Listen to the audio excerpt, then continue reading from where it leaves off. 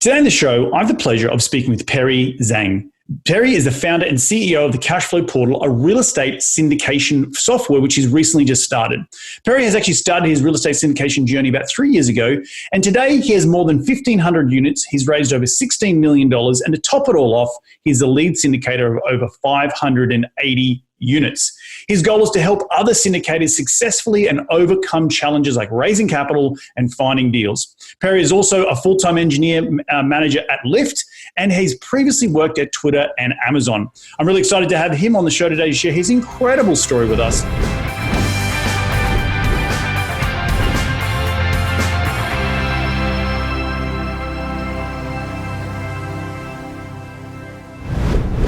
G'day, Perry. Welcome to the show. How are you doing today, mate?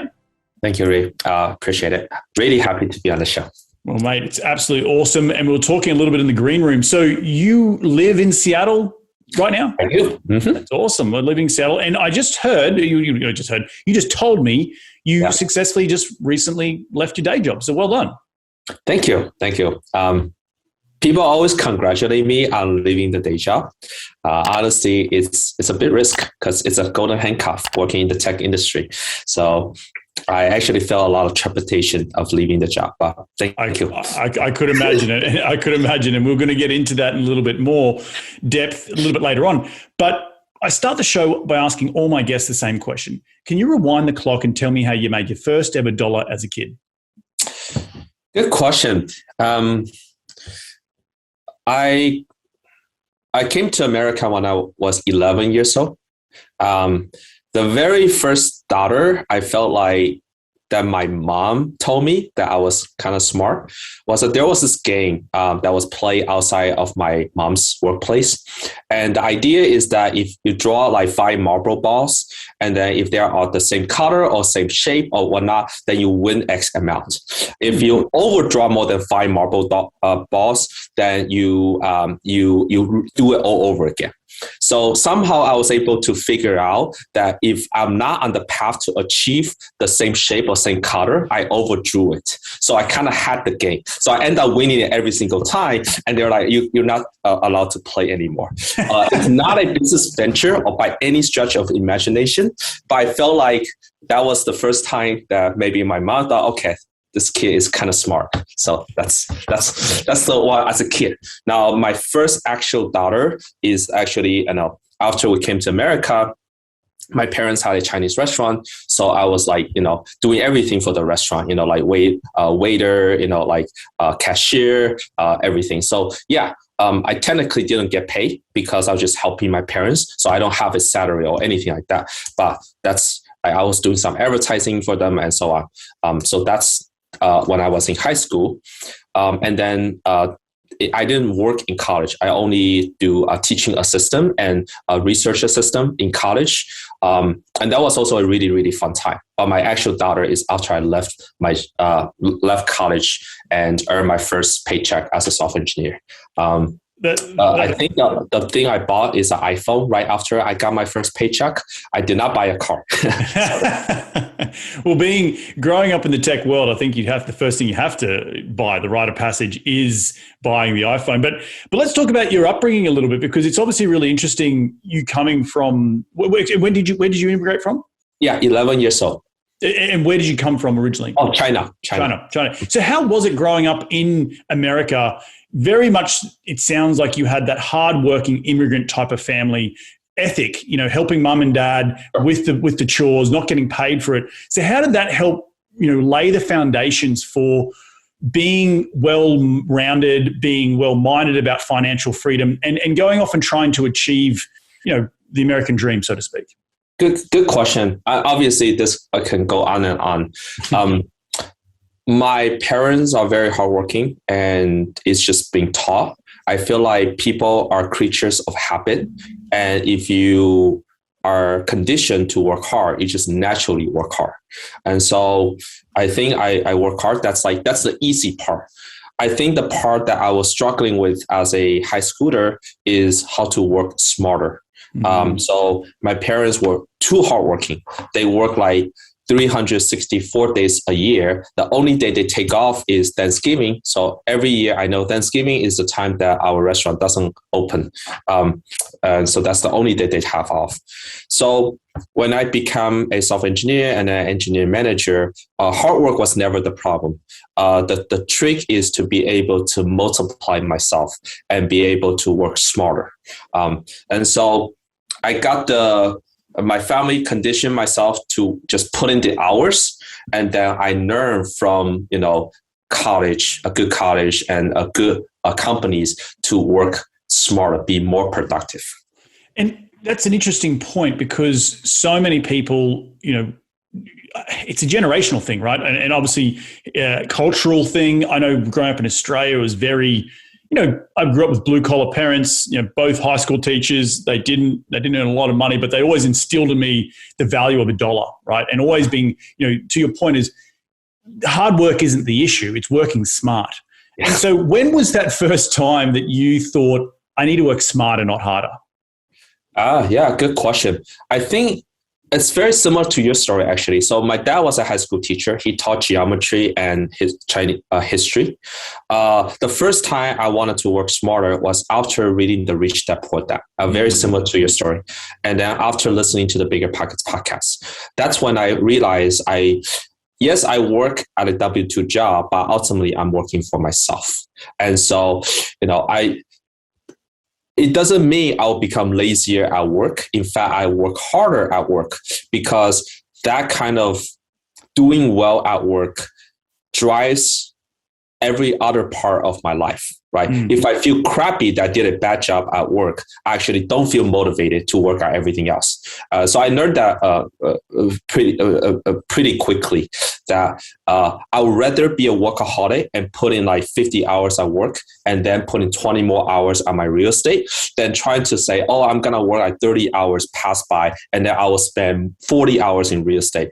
It turned out that psychologically and emotionally that actually doesn't work in my case, because I will feel crappy that I didn't do a good job in the most basic thing, and I actually don't have energy to work on real estate anyway. So, right. But that would be a lot of your conditioning, bringing up in an immigrant family, right? Like just having that sense of pride in your work, regardless of what you're doing. Even if you want to leave and you have one foot out the door, you still just want to do a good job, right? And I definitely resonate with that. I was very similar in my W-2 job before leaving. It was like, I don't want to burn any bridges, right? I don't want to be viewed as or judged that I did a bad job because I'm goofing off or I'm making it easy for myself. So I definitely assimilate with you in terms of that type of analogy of you not wanting to ever let people down, I think is probably the big thing. But Perry, tell me, Perry, when did the bug of real estate, you mentioned Rich Dad Poor Dad, but how long ago was that? And where did you start, scratching the surface to want to do more? I bought my first primary residence in San Francisco. It's a condo in San Francisco back in 2015. And so it's only like 6 years ago. Then I caught the bug with Rich Dad Poor Dad, tried to buy another house in San Francisco, find that the numbers just don't work. So I moved back to Seattle and start doing house hacking. So I bought a single family house, have 5 rooms, rent out the 4, live in one of them.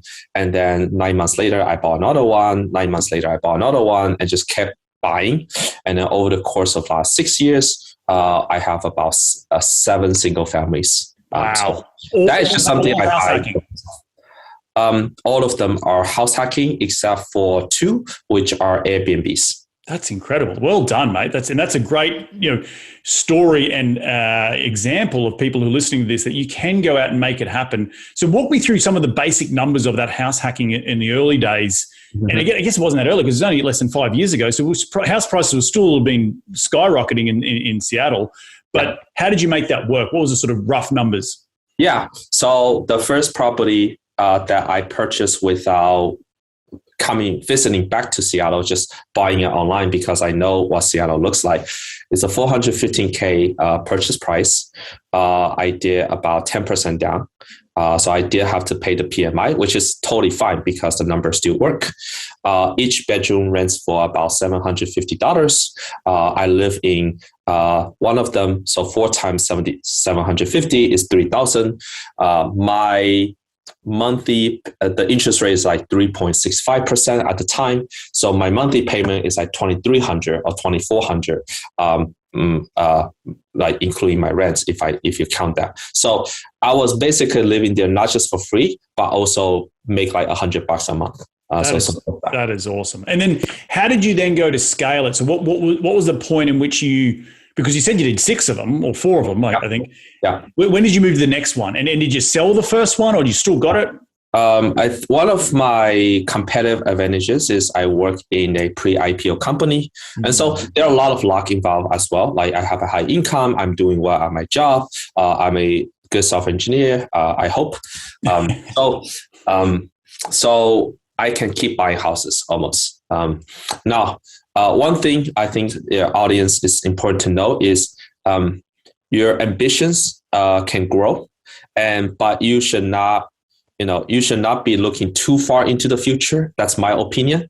If you ask me 6 years ago, will I be syndicating a 408 unit and raise money in like 48 hours? I don't even know what syndication was like 6 years ago, right? So don't think too ahead. People tend to overestimate what they can do in the next 6 months, but they underestimate how much they can do in 5 years. I had no idea, like 5 years. Amen. Yeah? But your ambitions grow. So when you're making more income, you're like, okay, what is the next milestone? When you're doing better, you start seeing further and you feel more comfortable about your cushion, right? Like you have better cushion. So in my case, the second property, I still bought it. And then the third one, I didn't just buy a single family. I also bought a 7-unit with my business partner that we met on Bigger Pockets in Tacoma. So that's our first quote unquote syndication. We put together some money from my previous coworker and so on to buy this $540,000 7-unit in Tacoma, Washington. Right. That's awesome. Put in $150K of renovation and then sold it 18 months later for $900K. So they made about 60% return in 18 months. Right. So that gave me like, okay, well, I guess I can do this. So then I went after the bigger properties, a bigger deal. And that's when I realized that, oh, wow, I'm like a small, fish in a big pond. And these people are doing like hundreds of millions. And so that's when I seek out a mentorship group to further my education and to build that network. So but I have no idea about this mentorship group, until then. It's only proven by reality and real life that this is the next step. So always focus on the next step. Don't focus too far, but then always take that action to get to the next step.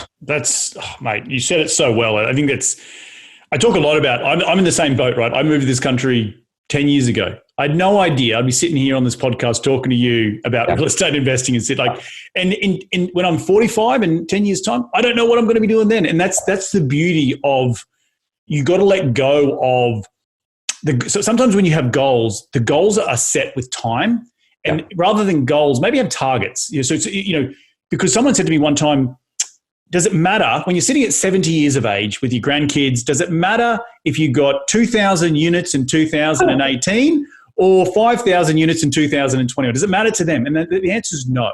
The answer is that it doesn't matter to them. So enjoy the journey and stop stressing about what's going to happen in 10 years' time, which is out of your control anyway. Just do what you can control there. And I love what you said, one foot in front of the other. And it's very much, it sounds like your story is in and around figuring it out. Like, you've had to, your parents moved to this country. They figured it out. They started a restaurant. You helped them. They figured it out. You figured out getting to university. Then you're figuring out about, education, rich dad, poor dad. And then you're getting into your first deal, then second and third deal. And it's just these incredible stories that I love. And you can clearly tell I'm jazzed about it. That people like yourself, immigrants like yourself, like myself, they come here and they can make it happen because they're curious. When you're curious about something, you will follow the breadcrumbs and it will lead from one point to another. So bloody awesome, mate. Bloody ripper of a story. Now tell me, when you got into the mentorship program, why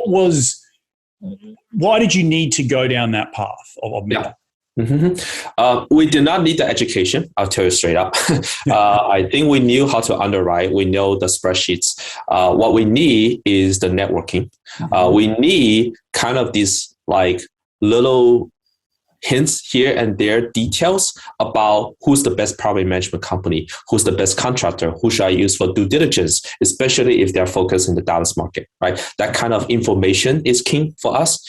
And I probably didn't know that when I went in. I just knew that, okay, I don't have information, so I want to get more information. I don't mind paying for it. The other way that I rationalize myself is we lost the bid on a 20 unit in Seattle, and that was a $3.2 million.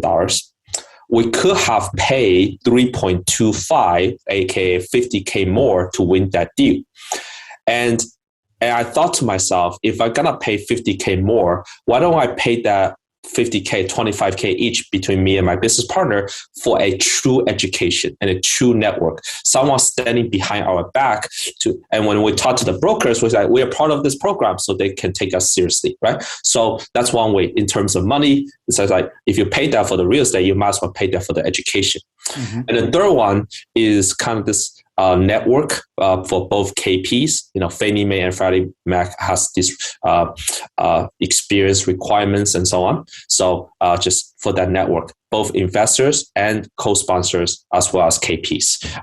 That's also something I didn't really know, but I kind of have a hint that that's important. And if it doesn't work, fine.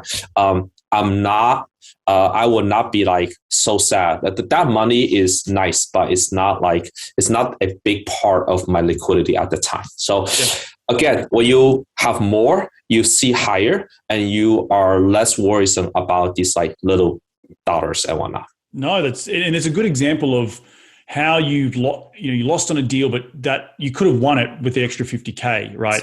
And I'm sure if you had that person in your court at that point, you would have not overpaid, but you would have paid that extra 50K. You'd be like, at the end of the day, this $50,000 on a $3 million deal is not going to mean anything, right? We're going to sell it for $4, $5, $6 million in time. So yeah, so important. And then the benefit about being around other people that you can get the little tidbits from. Okay, who do you think is the right property manager or the contractor? It's just so powerful, and that's the beauty of these networks. And I don't know what it's like in China, but in Australia, I didn't have access to this I went to one real estate investing club in Australia, and it just happened to be in my local city. But when I came here to see these gurus and real estate investment associations and this plethora of networking at your fingertips, and I'm like, I just need to attend these more, and I'm going to learn something, right? And to your point, you've done exactly that. So that's freaking awesome. Let's pivot a little bit here, because I want to now talk about your new business, your new venture. You have a tech background. You've obviously been in companies with pre-IPO. Yeah. So what are you doing now, and how are you trying to blow that up? And you want to talk a little bit about, the transition you've just recently made. Yeah. Talking of gaining traction, the company is definitely gaining traction. It's, ask me 5 years ago, I would no idea that I would be building a company right now. It's also the natural progression. We did our first real estate syndication in 2019, and that's 172 unit. And I wanted to build a software for investors to be able to subscribe to a deal with the click of a button. That's similar to like instant checkout on Amazon, right? It should be really fast. It should be legally compliant, and it should be very secure. Like, these are the basics. At the time, the pricing model for the software there is, you have to pay $1,200 a month for a software like that for up to 5 deals. So if you have one deal, you're kind of out of luck. That was the pricing model back then, right? So I said, none of this is really that hard. I can build something like that. Obviously, that's naivete speaking. It's really hard. So I said, I want to do it. But, time passed by. It's been in my mind for a year. And then the pandemic hit. People ask, what's the hobby that you picked up during the pandemic? And my hobby is, I started a company. That's my hobby. And I do want to pause here and give credit to luck as well. There are many lucky moments during the pandemic. The first one is, because of the pandemic, the stock price was going down. Engineers were freaking out. So I was able to hire some really good engineers at a relatively affordable salary, right? So that's the part that's lucky. The second part is, the first engineer I hired was actually really good. The next 20 engineers that I interviewed kind of all were not that good. So I got lucky in the sense because if that first engineer was the 21st engineer that I interviewed, I probably have given up by then. Like, oh, God, this is too hard. And then the last one is just because of the pandemic, people are not going out. Like pandemic is a very bad thing, for society and whatnot. But I do see the silver lining in my case that because I'm not going out and hanging out with friends, I'm kind of forced to be able to have time to work on the startup. Right? If at night people are all going out to dinner, I probably will not have that much time. So, so these are the three things that I did appreciate. That like the opportunity gives rise to the fact that I can create a company.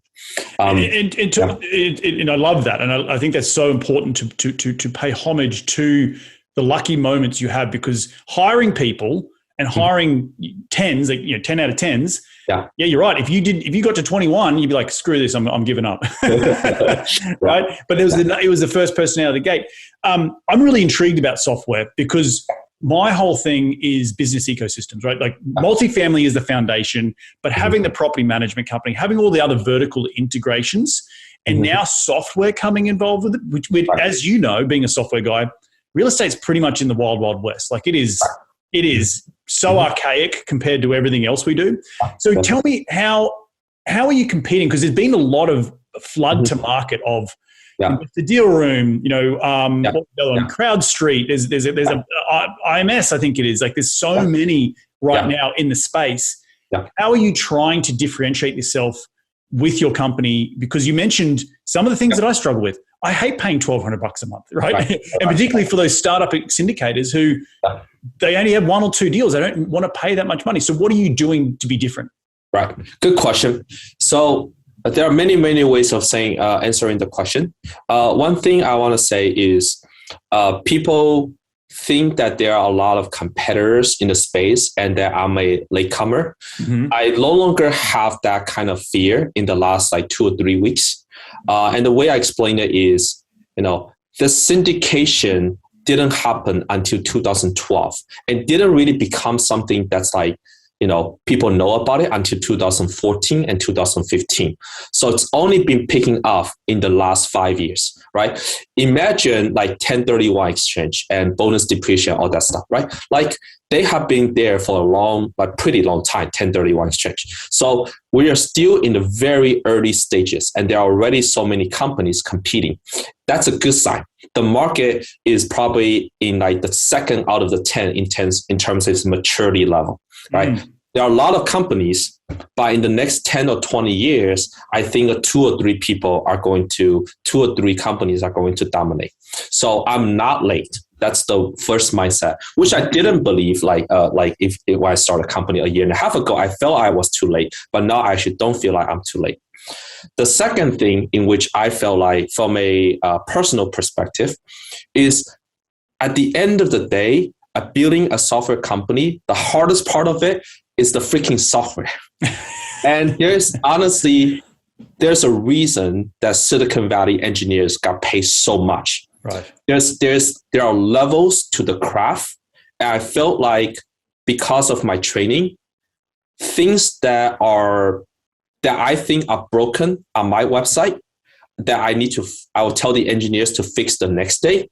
It felt like those bugs were not getting fixed at all and were not getting the attention that they deserve in the competitors. So that attention to detail and then fixing things and making it better, it felt like that we take it for granted at companies like Lyft and Amazon, but it's not getting the same attention in our competitor.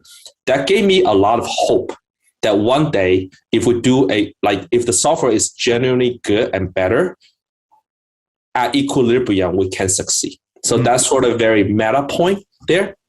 So those are the two meta points. Is that it's still early in the cycle of real estate syndication, and second, that we don't know who will be the winners yet. Right.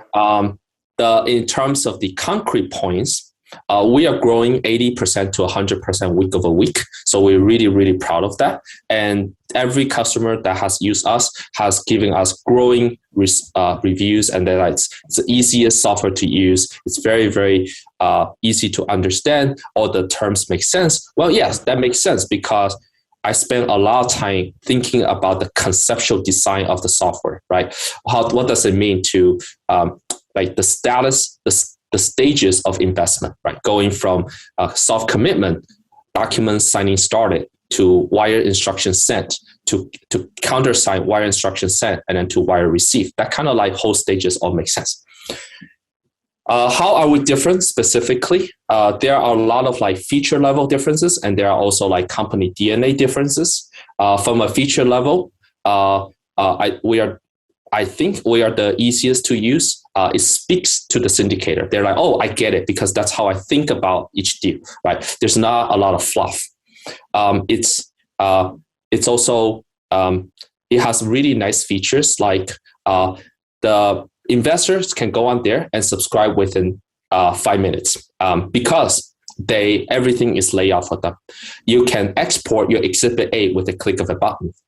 You can generate all the documents as well as the signature pages with a click of a button.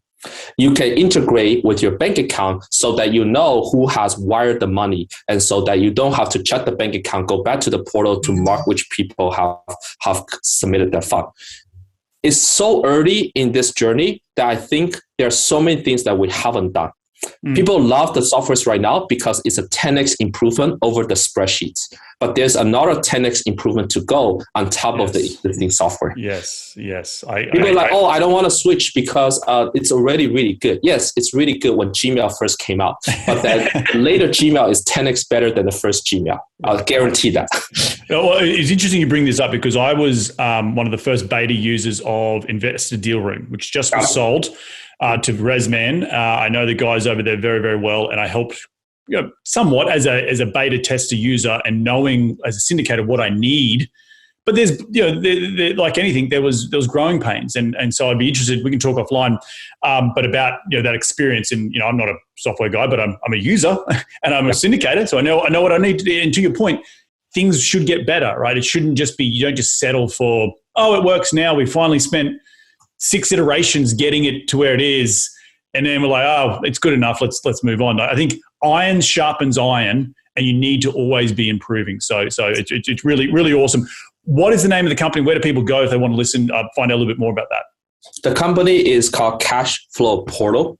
Now that I am full-time, it's incredible, right? Like, I built this software the last 1.5 years as a part-time job. Basically, I was the CEO, founder.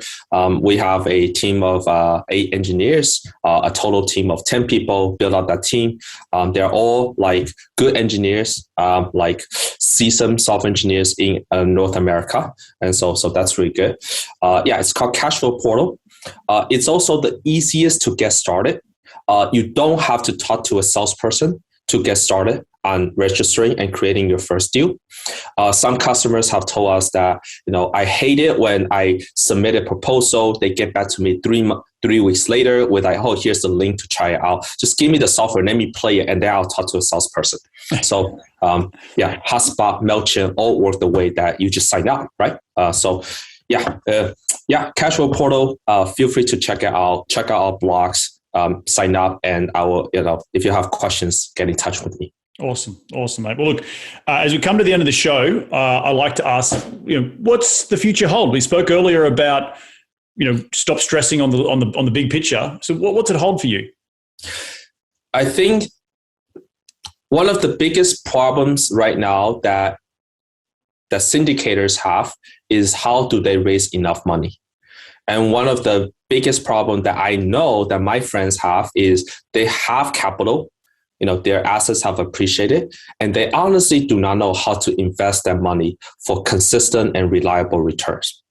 It's a double-edged sword, right? You think that rich people have it so easy, but they actually really constantly worry about how to allocate their assets. And the problem is, they don't know who are the best syndicators. They know me, but I only have one deal once every a year, because I'm not really want to identify myself as a full-time real estate syndicator. That's not exactly my passion, right? I'm relatively good at it, but that's not what I want to do full time.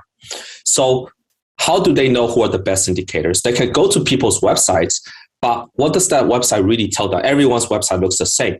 Who is to say that they have a better track record and whatnot?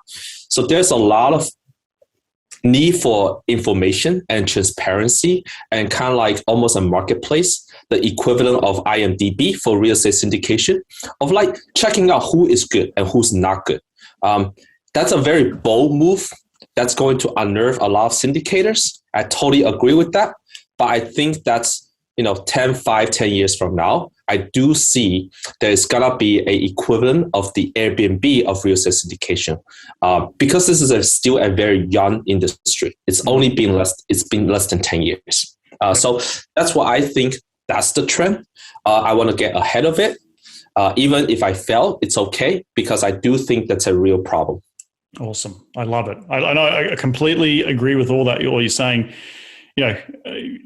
Having a right syndicator and also kudos to you, man, for understanding what your strengths are. You're right. You're in the syndication space. You've done a few deals, but you also know that maybe this is not not my passion, and that's okay. But I can create systems around it to aid others who are better, right. And that is important. And so, well done for that. Cashflow Portal, I think it's the cashflowportal.com, I would imagine. Yeah, exactly. Cashflowportal.com. Mate, awesome chat. At the end of every show, we like to get into the top 5 investing tips. You ready to get into it?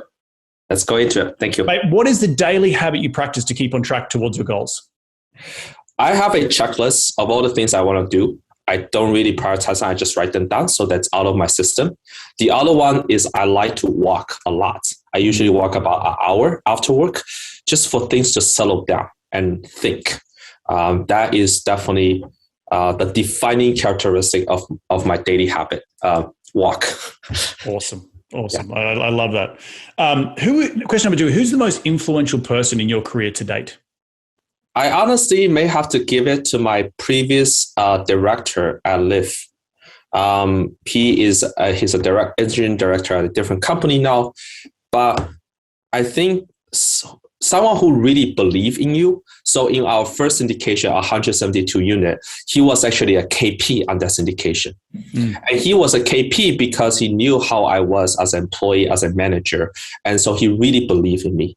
And having someone who really believes in you and put that much money into your deal, that says something. That's just like a lot of people invest in the first deal because he invested. So I owed it a lot to him. We're going to raise money soon for the startup. And I want to give this opportunity to all the people who take the chance on the first deal. First deal is doing really well, like 100% return in 2 years at this point. So that's good. So yeah, I want to also carry that forward to really believe in people when they don't really believe in themselves yet. And so, yeah.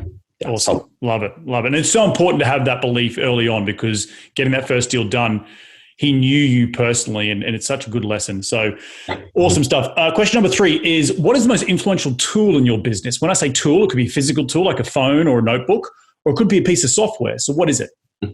Yeah. Besides Cashflow Portal, I use OneNote to keep track of my daily tasks. I really like 1Password to keep track of all my passwords. So please do get 1Password. Don't memorize your passwords. I think those are the 2 tools that I use very consistently. Awesome. Question number 4 is, in one sentence, what's been the biggest failure in your career, and what did you learn from that failure? Let me think. For real estate, I think one of the biggest parts is we underestimate the renovation budget. I put in the money to float the property, and then after we did the renovation, we got the money back, so it was okay. And what I learned are 2 things: is if you really believe in the deal, you just make it work. I didn't ask my investor for extra money or anything, and now I got all my money back. And second is be more realistic about the renovation budget. Exactly, and that goes back to having a good network around you to advise you. Love that. Love that, and that you learnt from your mistakes.